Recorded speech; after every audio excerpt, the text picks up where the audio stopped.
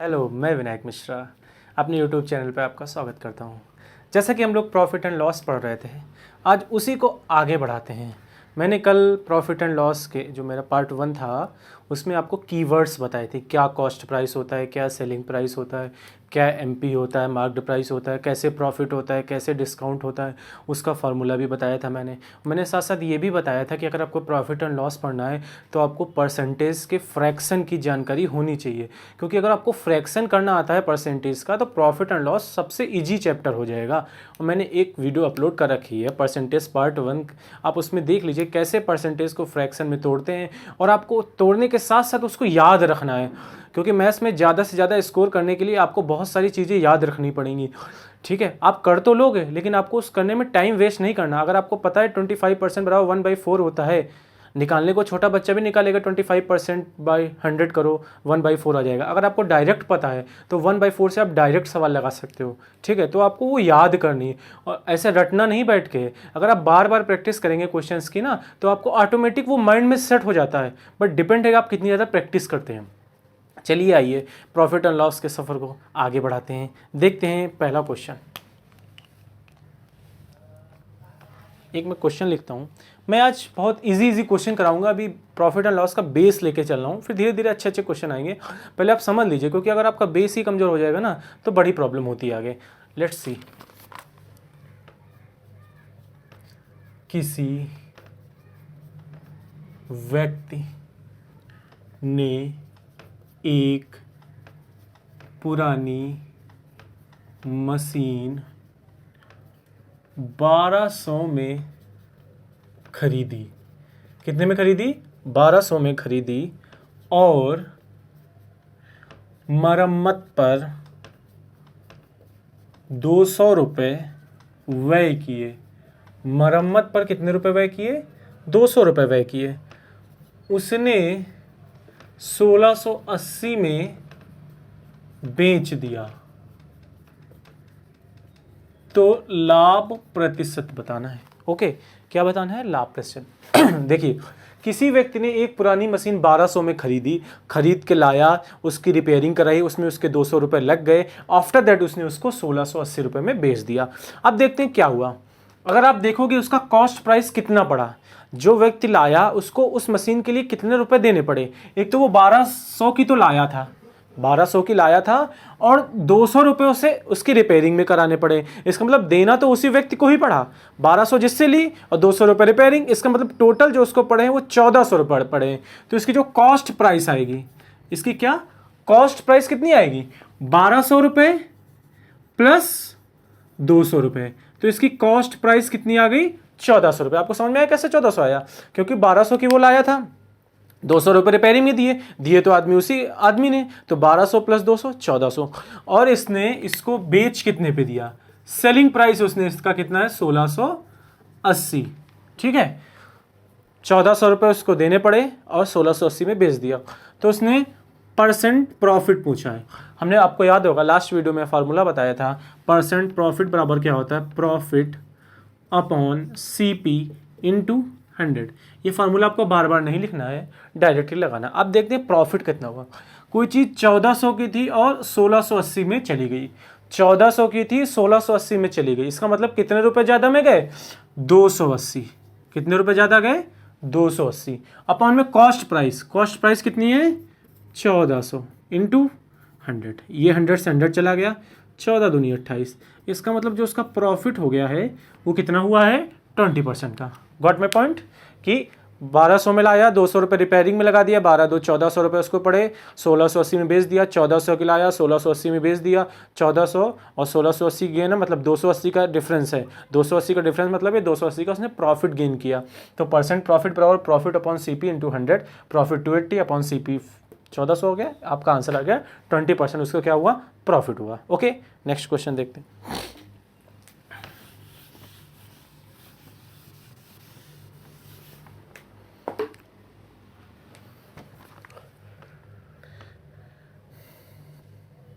किसी tape recorder को 950 रुपये में बेचने पर मुझे 5% की हानि होती है, ठीक है, मुझे 5% की हानि होती है, उसे 1040 में बेचने पर लाभ प्रतिशत बताइए। वो बोला है कि एक कोई व्यक्ति है, अगर वो किसी टेप रिकॉर्डर को 950 में बेचता है तो उसको 5% की हानि होती है। अगर 1040 में बेचे तो कितने परसेंट का लाभ हो। अच्छा, लाभ प्रतिशत निकालने के लिए देखो, अगर हम लाभ प्रतिशत का फार्मूला लिखें, लाभ प्रतिशत बराबर आपको पता है profit upon CP into 100। Means अगर प्रॉफिट परसेंट चाहिए तो हमको प्रॉफिट चाहिए और CP चाहिए, बस दो चीज़ें चाहिए, हमारा परसेंट लाभ आ जाएगा, परसेंट प्रॉफिट आ जाएगा। मतलब हमको परसेंट प्रॉफिट चाहिए तो हमको प्रॉफिट चाहिए और CP चाहिए, बस और कुछ नहीं चाहिए। बस हमारा फोकस उसी पर रहेगा, कहाँ से हम प्रॉफिट निकालें, कहाँ से हम CP निकालें, ठीक है। अच्छा, एक बात देखिए, किसी टेप रिकॉर्डर को 950 में बेचने पर, अगर वो 950 में बेच रहा है तो 5% की हानि हो रही है। 5% हानि का मतलब कोई भी चीज़ जो होती है ना वो 100% होती है। कोई भी चीज़ कितनी होती है? 100% होती है। अब उसने 950 में बेचा है, इसका मतलब 5% की हानि हो रही है। इसका मतलब है ये जो 950 है, ये जो 950 है वो क्या है? 950 में बेचने पर 5% की हानि, इसका मतलब जो इसकी वैल्यू है वो 95% है। उसकी जो एक्चुअल वैल्यू है वो कितनी है? 95% है। कितनी है? 95% है। हम इसकी 100% वैल्यू निकाल लेंगे तो आप देखेंगे कि 95 नीचे आ जाएगा, इंटू में 100 लग जाएगा। 95% वैल्यू 100 निकालनी है तो काट दोगे तो कितना आ जाएगा? 1000। अगर आपको ये भी ना समझ में आया हो, अगर आपको ये भी ना समझ में आया हो तो देखो मैं बहुत अच्छे तरीके से बताता हूँ। अगर यहाँ से ही बात करें अगर हम, तो उसने सेलिंग प्राइस कितना दे रखा है? 950। सेलिंग प्राइस कितना दे रखा है? 950। और कल ही मैंने आपको एक फार्मूला बताया था, मैंने बताया ना, फार्मूले पे नहीं जाएंगे। SP बराबर CP 100 माइनस L अपॉन 100, ये बताया था मैंने। SP बराबर CP 100 माइनस L अपॉन 100। इसका SP कितना है? 950। CP पता लगाना है। अब L मतलब लॉस, लॉस कितना हुआ उसको? 5% का। 100 में से 5 गया 95 बटे में कितना आ जाएगा? 100। 95 10 950, 100 से 10 से मल्टीप्लाई हो जाएगी तो कितना आ जाएगा? 1000। लेकिन क्या आप पेपर में इतना लंबा करेंगे? इतना टाइम थोड़ी ना होता है कि आप ये करें। आपको डायरेक्ट बात समझनी है कि उसने 950 में बेचने पे 5% कहाँ हुआ। इसका मतलब 950 जो वैल्यू है 95% है, क्योंकि 950 में बेचने में 5% की हानि, इसका मतलब 5% कम हो गए, मतलब वो 95% वैल्यू है। वो कितनी वैल्यू है? 95%। हमको CP हमारा 100% होगा तो यहाँ से हम 100% वैल्यू निकाल लें। बात समझिए, जब CP 100% होगा तो SP 95% होगा, तभी तो 5% की हानि होगी। अगर कॉस्ट प्राइस हमारा 100% है और सेलिंग प्राइस 95% है, तभी तो हमें 5% की हानि हुई। 5% की हानि कब होगी? जब हमारा SP 95 होगा और CP 100 होगा, तभी इसी कंडीशन में पॉसिबल हो सकता है कि हमें 5% की हानि हो। जब हमारा CP 100 और सेलिंग प्राइस मतलब SP 95, तभी हमें 5% की हानि हो सकती है। ओके, तो इसका मतलब है उसने बोला 5% की हानि हो रही है, इसका मतलब SP हमारा 95 है, ऊपर SP हमारा कितना दिया गया? 950। यही तो लिखा, 95% बराबर 950, 95% बराबर 950। और हमको सेलिंग प्राइस, वो सॉरी कॉस्ट प्राइस चाहिए था, इसका मतलब कितना चाहिए? 100% चाहिए। अगर 95% बराबर 950 है तो 100% निकाल लो, ये 95 नीचे आ जाएगा इंटू 100, 1000 आ गया। तो ये जो 1000 आ गया है वो इसका क्या है? Cost price. आगे समझते हैं। अब वो बोल रहा है इसे 1040 में बेचने पर, 1040 में बेचने पर इसका मतलब सेलिंग प्राइस जो इसका हो जाएगा, जो इसका सेलिंग प्राइस होगा वो कितना हो जाएगा? 1040। अब परसेंट पूछा है, परसेंट प्रॉफिट, तो परसेंट प्रॉफिट मैंने बताया क्या होता है? Profit upon CP into 100। Profit कितना? 1000 की थी, 140 में जा रही, मतलब 1040 में जा रही है तो 40 का प्रॉफिट हो गया। कितने का हो गया? 40। और कॉस्ट प्राइस कितना है हमारा? 1000 इंटू ये 3 जीरो कट गए, इसका मतलब कितने का है? 4% का। Got my point? Next question पे चले।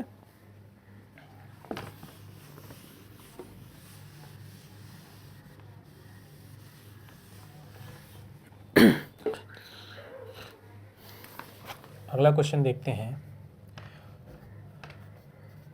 रिचा ने कोई वस्तु, ऋचा ने कोई वस्तु उसके सूची मूल्य के 4/5 पर खरीदी। ऋचा ने कोई वस्तु उसके सूची मूल्य के 4/5 पर खरीदी तथा इसे सूची मूल्य के 20% अधिक पर बेचा तो लाभ। ठीक है, तो लाभ पूछा। उसने क्या बोला, ऋचा ने कोई वस्तु उसके सूची मूल्य के 4/5 पर खरीदी और सूची मूल्य के 20% अधिक पर बेचा तो उसका लाभ बताइए। तो आप समझिए, कभी भी ऐसे सवाल आए कि सूची मूल्य के या क्रय मूल्य के या विक्रय मूल्य के 1/5, 2/5, 4/5 पे खरीदा, तो इस कंडीशन में हम क्या करेंगे, जिसका खरीदा, जैसे क्रय मूल्य का 4/5 या सूची मूल्य का 4/5 या विक्रय मूल्य का 4/5, तो उसको हम 100 मान लेंगे। जैसे उसने सूची मूल्य का खरीदा ना, तो हम सूची मूल्य को कितना मान लेंगे, 100। सूची मूल्य हमारा कितना हो गया, 100। अब उसने बोला है कि ऋचा ने कोई वस्तु उसके सूची मूल्य के 4/5 पर खरीदी, तो खरीदी मतलब उसका क्रय मूल्य हो जाएगा। तो सूची मूल्य के 4/5 मतलब 100 का 4/5 काट दो। इसका मतलब उसने कितने में खरीदी, उसको 80 रुपए में, और कह रहा है इसे सूची मूल्य के 20% अधिक पर बेच दिया। अगर इसका विक्रय देखें, विक्रय मूल्य मतलब कितने में बेचा, सूची मूल्य इसका कितना था, 100 रुपए। सूची मूल्य कितना था, 100 रुपए। उसने उसे 20% अधिक पर बेच दिया, मतलब 100 में 20 जोड़ दो, कितना हो जाएगा, 120 में बेच दिया। कितने में बेच दिया, 120 में। ऋचा ने कोई वस्तु उसके सूची मूल्य के 4/5 पे खरीदी, सूची मूल्य को हमने 100 मान लिया, और 100 का 4/5, 5 दूनी 10, 20 को 80 हमारा क्रय मूल्य आ गया। उसे सूची मूल्य के 20% पर, सूची मूल्य के 20% अधिक पर, सूची मूल्य 100 था, उसने 20% अधिक पर बेच दिया। 100 का 20% 20 ही होता है, इसलिए 120 आ गया। प्रॉफिट पूछा, क्या पूछा है, प्रॉफिट। तो आपको पता है प्रॉफिट बराबर क्या होता है, प्रॉफिट परसेंट बराबर profit upon CP into 100। Profit हमारा कितना हुआ, 80 से 120 में गई, मतलब कितने का प्रॉफिट हुआ, 40 रुपीज़ का। और CP हमारा क्या, क्रय मूल्य कितना, 80 गुणे 100, कितना आ गया आपका, 50%। Got my point. नेक्स्ट सवाल पे चलते हैं।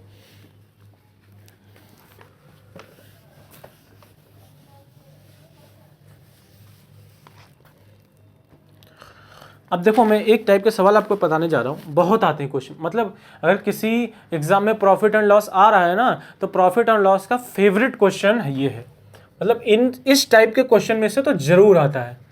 क्या है, 36 किताबों का लागत मूल्य, 36 किताबों का लागत मूल्य 30 किताबों के विक्रय मूल्य के बराबर है, तो लाभ परसेंट या हानि, जो भी हो रहा हो उसका परसेंट निकालना है। लाभ हो रहा है तो लाभ, हानि हो रही है तो हानि। 36 किताबों का लागत मूल्य मतलब क्रय मूल्य, 36 किताबों का लागत मूल्य 30 किताबों के विक्रय मूल्य के बराबर है, तो लाभ या हानि परसेंट। देखो, इस सवाल को लगाने का सबसे सरल तरीका, आप बिल्कुल मत रटिए, बहुत सारी किताबें में बहुत सारे तरीके दे रखे होते हैं। बेसिक से लगाइए, सबसे कम समय में लगाइए। देखिए उसने क्या बोला, उसने बोला 36 किताबों का लागत मूल्य मतलब 36 का CP और 30 किताबों के विक्रय मूल्य के बराबर है, मतलब 30 का SP। बस इतना लिखना आपने। 36 किताबों का कॉस्ट प्राइस, 36 किताबों का लागत मूल्य 30 किताबों के विक्रय मूल्य के बराबर है। ये लाइन लिख ली, मतलब सवाल हो गया आपका। समझ बात आ गई। 36 किताबों का लागत मूल्य 30 किताबों के विक्रय मूल्य के बराबर है, तो लाभ या हानि प्रतिशत पता करेंगे, लाभ हो रहा है कि हानि। SP को नीचे ले आओ, ये देखो CP अपॉन SP, ये 30 इधर रहेगा और ये 36 इधर आ जाएगा। तो अगर आप काटोगे तो कितना आ जाएगा, 6 पंचे 30, 6 रंग 36। ये हमारा एक रेशियो आ गया, किसका आ गया, कॉस्ट प्राइस और सेलिंग प्राइस का हमारा क्या आ गया, रेशियो। अब हमको पता करना है कि प्रॉफिट हो रहा है या लॉस हो रहा है। प्रॉफिट कब होगा, कोई चीज़ कम की हो ज़्यादा में चली जाए। लॉस कब होगा, कि कोई चीज़ ज़्यादा की और कम में चली जाए, दैट इज़ लॉस। अब देखिए, हमारी कॉस्ट प्राइस कितना है, 5 रुपये, और सेलिंग प्राइस कितना है, 6 रुपये। इसका मतलब ज़्यादा में गया ना, 5 लाए और 6 में चला गया, तो हमें प्रॉफिट परसेंट पता करना। अब क्या होगा हमारा यहाँ पे होगा क्या, प्रॉफिट। समझ में आ गया क्यों प्रॉफिट होगा, प्रॉफिट परसेंट समझ में आ गया, क्योंकि 5 की लाए, कॉस्ट प्राइस 5 था, सेलिंग प्राइस 6 था। प्रॉफिट परसेंट बराबर क्या होता, प्रॉफिट अपॉन सीपी।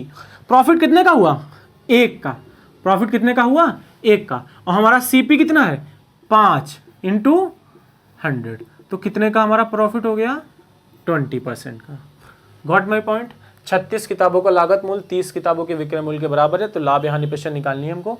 तो 36 किताबों का लागत मूल्य था, तो 36 का सीपी 30 किताबों के विक्रय मूल्य के बराबर है, तो 30 का एसपी। एसपी को नीचे ले आए, इधर 30 है, इधर 36 है। सॉल्व कर लीजिए, 6 पंचे 30, 6 छंग 36। कैसे पता लगाएंगे प्रॉफिट या लॉस है, तो देखिए यहाँ पे सीपी 5 है और एसपी 6 है, तो एसपी हमारा ज़्यादा है, मतलब कम की चीज़ ज़्यादा में जा रही है, 5 की चीज़ 6 में जा रही है। कितने का फायदा हो गया, 1 का। और कॉस्ट प्राइस कितना, 5। हमारे यहाँ से कितना आ जाएगा, 20%। नेक्स्ट क्वेश्चन देखते हैं।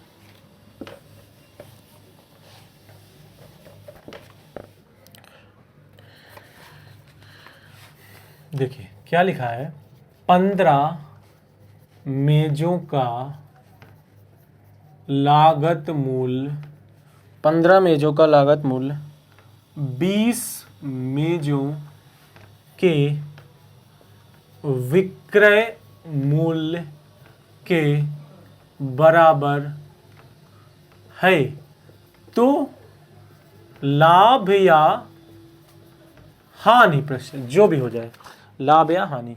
तो 15 मेजों का लागत मूल्य, तो अब देखेंगे 15 मेजों का लागत मूल्य बोला है, मतलब 15 मेजों का कॉस्ट प्राइस, 15 मेजों का कौन सा प्राइस, कॉस्ट प्राइस, 20 मेजों के विक्रय मूल्य के बराबर, मतलब 20 मेजों का एसपी। बस लाइन लिखनी, आंसर आ जाएगा। एसपी को नीचे ले आइए, उधर 20 है, इधर कितना 15 आ जाएगा, काटिए जरा, सीपी बटे एसपी, ये इसका रेशियो आ गया 4/3, 5 चक्को 20, 5 15। अब आप देखेंगे प्रॉफिट हो रहा है कि लॉस, तो आप कहोगे कि कॉस्ट प्राइस हमारा 4, मतलब कोई चीज़ 4 की लाए और 3 में चली गई, मतलब 4 की लाए और 3 में चली गई, मतलब 1 रुपये का कम हो गया ना, कम हो गया मतलब घाटा, कम हो गया मतलब घाटा। इसका मतलब हो जाएगा परसेंट लॉस। लॉस बराबर वही होता है, loss upon CP into 100, loss upon CP into 100। Loss कितने का हुआ, 4 की चीज़ 3 में गई, मतलब 1 का लॉस हुआ। कॉस्ट प्राइस हमारा कितना है, 4 इंटू 100, इसका मतलब कितना आ जाएगा, 25%। Got my point. अब देखो इसी पे बेस्ड दूसरा टाइप का सवाल अगर हम लोग देखें,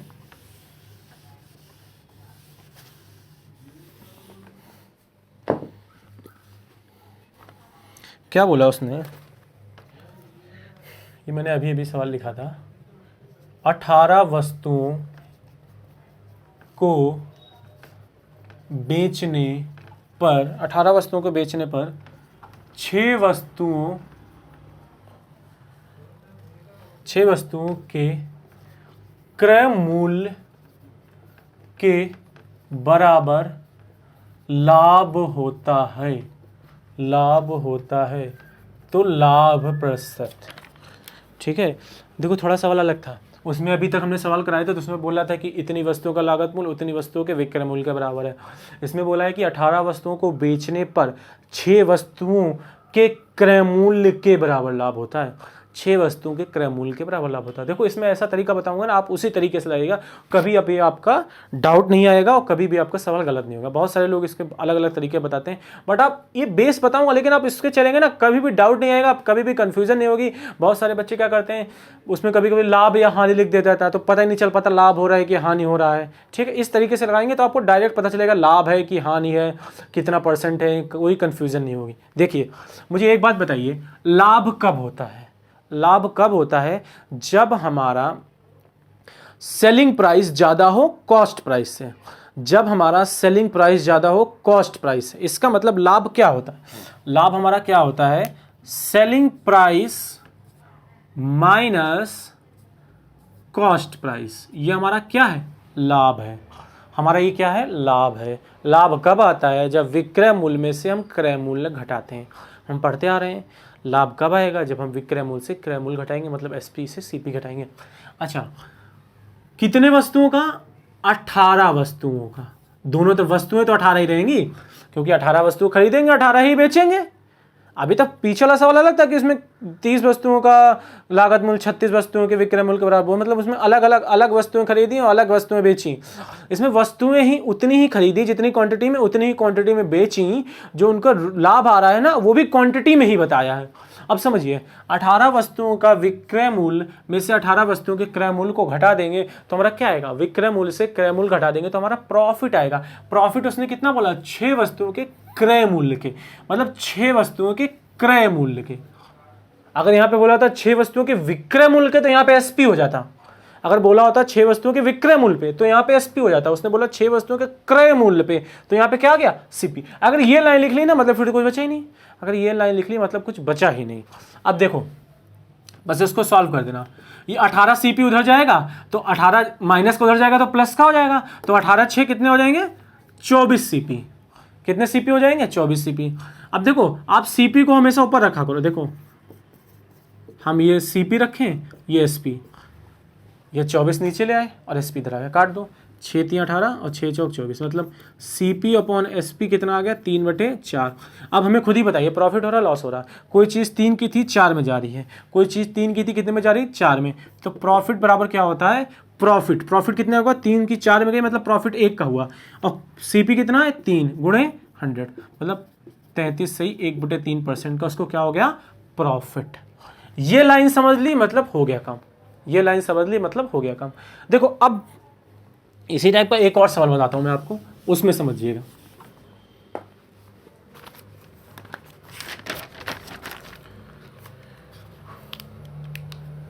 लिखता हूं, यहां पे मैं एडिट कर देता हूं, यहां पे कर देता हूं 15 वस्तुओं को बेचने पर 5 वस्तुओं के क्रय की जगह विक्रय मूल्य के बराबर हानि होती है। विक्रय मूल्य के बराबर हानि होती है तो हानि प्रतिशत हटाइए, ठीक है। अब देखो हानि कब होती है, हानि कब होती है, जब आप क्रय मूल्य से विक्रय मूल्य घटाएंगे। हानि कब होगी, मान लीजिए हम 100 की चीज़ लाए और 90 में बेची, इसमें तभी तो हानि होगी। तो हानि निकालने के लिए 100 में से 90 घटाएंगे। 100 में लाए मतलब 100 क्रय मूल्य, 90 में बेची मतलब 90 विक्रय मूल्य। तो 100 में से 90 घटाएंगे तभी तो 10 हानि आएगा। तो इसका मतलब क्रय में से विक्रय घटाना है। हानि लाने के लिए क्रय में से विक्रय, क्रय मतलब कॉस्ट प्राइस में से हमको क्या घटाना है, सेलिंग प्राइस। कॉस्ट प्राइस में से क्या घटाना है, सेलिंग प्राइस। और कितनी वस्तुओं का है, 15 वस्तुओं का। तो 15 वस्तुओं का कॉस्ट प्राइस और 15 वस्तुओं का सेलिंग प्राइस। अब ये हो क्या रहा, हानि क्या हो रही, हानि जो हो रही है 5 वस्तुओं के विक्रय मूल्य के बराबर, मतलब 5 वस्तुओं की एसपी के बराबर। पहले वाले में कॉस्ट प्राइस था, इसमें क्या है, 5 वस्तुओं के एसपी के बराबर, सेलिंग प्राइस के बराबर। Got my point. अगर लाभ होगा तो एसपी माइनस सीपी करेंगे। देखो आपको पता है अगर लाभ होगा तो एसपी माइनस सीपी, अगर हानि होगी तो सीपी माइनस एसपी करेंगे। बात समझ में आ गई, क्यों करते हैं आपको पता है। कोई चीज अगर हम 100 की लाए हैं और 110 में बेचे, मतलब 100 की लाए तो ये क्रय मूल्य मतलब सीपी, और 110 में बेचे एसपी, तभी तो हमें पता चलेगा लाभ कब हुआ, जब एसपी में से हम सीपी घटा देंगे। 110 में से 100, 110 में से 100, और वही अगर 90 की चली जाए तो अगर 90 में से 100 घटाओगे तो माइनस आ जाएगा। तो हानि निकालने के लिए सीपी में से एसपी, सीपी में से एसपी, ठीक है। तो आप देखेंगे कि ये हमारा हानि है, हानि हो कितनी रही है, 5 वस्तु के विक्रय मूल्य के बराबर, मतलब 5 वस्तु की एसपी के बराबर। अगर क्रय मूल्य होता तो सीपी करते, सो सिंपल। 15 सीपी उधर जाएगा, माइनस 15 उधर जाएगा तो प्लस का हो जाएगा, 15 5 20 एसपी। तो सीपी बटे एसपी, इधर 20 इधर कितना आ जाएगा, 15। अगर हल कर लो इसको, 5 चौको 20 और 5 थी 15। तो आप देख रहे होगे कि हानि ही हो रही है। कोई चीज़ 4 की थी 3 की चली गई, कोई चीज़ 4 की थी कितनी की चली गई, 3 की। तो परसेंट लॉस, लॉस बराबर क्या होता है, loss upon CP into 100। Loss कितना हुआ, 4 की थी 3 की चली गई, 1 का लॉस हुआ। सीपी कितना हमारा 4 इंटू 100, इसका मतलब कितना आ गया, 25%। ये देखने में इतना बड़ा लग रहा है, लेकिन आप जब माइंड्स लगाएंगे ना तो बहुत सारे स्टेप आप छोड़ सकते हैं। यहीं से आप देख के निकाल सकते हैं, यहीं से भी डायरेक्ट काट देना, 5 × 15 5 चौको 20। इसका मतलब हमारी जो सीपी हो गई वो 4 हो गई, एसपी कितनी हो गई, 3 हो गई। ये 2 स्टेप पूरे पूरे बच जाएंगे। और यहीं से आप देख सकते हैं ना, कोई चीज़ 4 की थी 3 की गई, मतलब 1 का घटा, और सीपी कितना है 4 गुणे 100, डायरेक्ट 25% आ जाएगा। ये सब करने की जरूरत ही नहीं है। तो इस टाइप के सवालों को आपको इसी तरीके से लगाना है। और ज़्यादा से ज़्यादा घर में प्रैक्टिस करिए। आप कोई भी मैथ्स की बुक ले सकते हैं, सब मैथ्स की बुक अच्छी होती हैं, किसी भी पब्लिशर की लीजिए, लेकिन सब अच्छी होती है, बट डिपेंड है आप कितनी प्रैक्टिस करते हैं। ज़्यादा से ज़्यादा प्रैक्टिस करिए। और आज तक के लिए इतना ही, बाय बाय, फिर से मिलते हैं। Thank you so much.